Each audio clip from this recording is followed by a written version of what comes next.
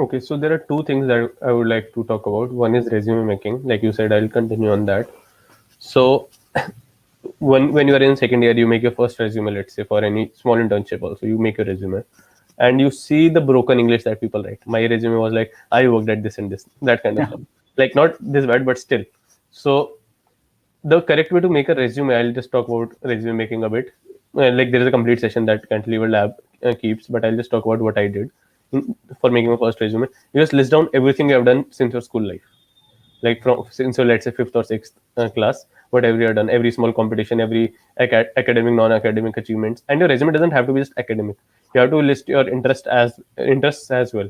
That depends on the kind of company you are targeting, but like I always kept a extracurriculars and position of responsibility section in my resume, however tight my resume got, simply because I wanted to show that I worked in, like I work in different fields, that kind of thing. So yeah, always have. Then once that listing is done, try to have some headings. There are some standard headings you can just Google to see what headings are there. Let's say projects, internships, then courses undertaken, your technical skills, your certifications, extracurriculars, etc., etc. Then list those under those. List all of them under those, like whatever category they come under. Then you can like there are various things that you find important or chronologically or etc. Now, one thing that strikes like that I didn't know of, that was told to me by Avnish sir only. So that when you look at a resume point, if you hide everything else and that just look at one point, it alone has to make sense without anything else. So if you have a project in which there are 4 points, just if you hide everything else and just look at one point, that alone should make sense.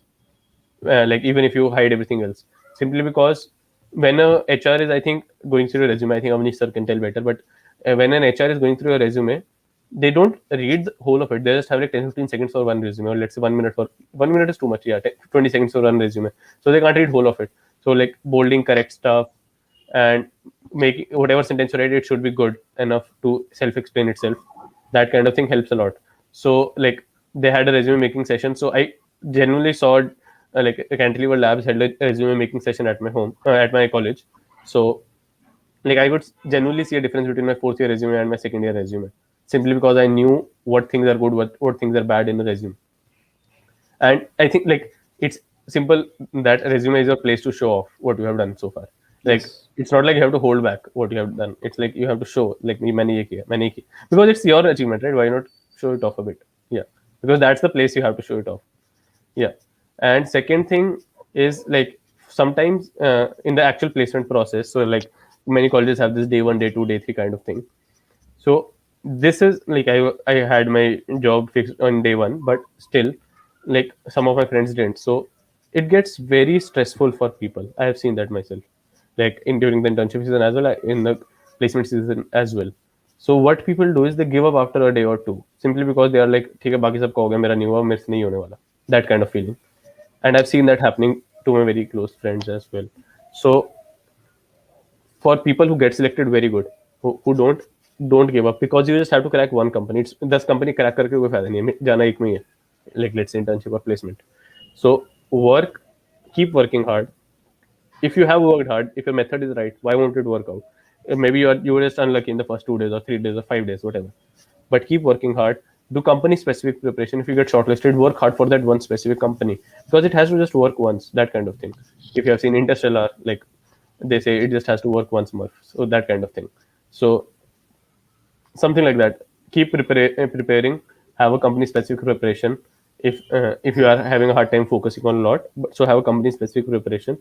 And yeah, and for people who actually get through, help your friends. It's not like, okay, you are happy, but yeah, do help your friends, because finally you all have to stay together. It's like कहाँ जाओगे, ये एक ही दुनिया है. So that kind of thing. So help each other and stay positive. Like don't put anyone down in general. Lovely, Sarvesh. In fact, what you said was right. Just like in your recruitment, the first company is tough. The second one is easier. In fact, we are running a startup here in CantileverLabs. The first dollar is always costly, and the second, third dollar is always very, very cheap. A lot of time, you don't have to focus on the big three, big four. Focus on the big one. Get it? The two becomes very easy and a very achievable thing.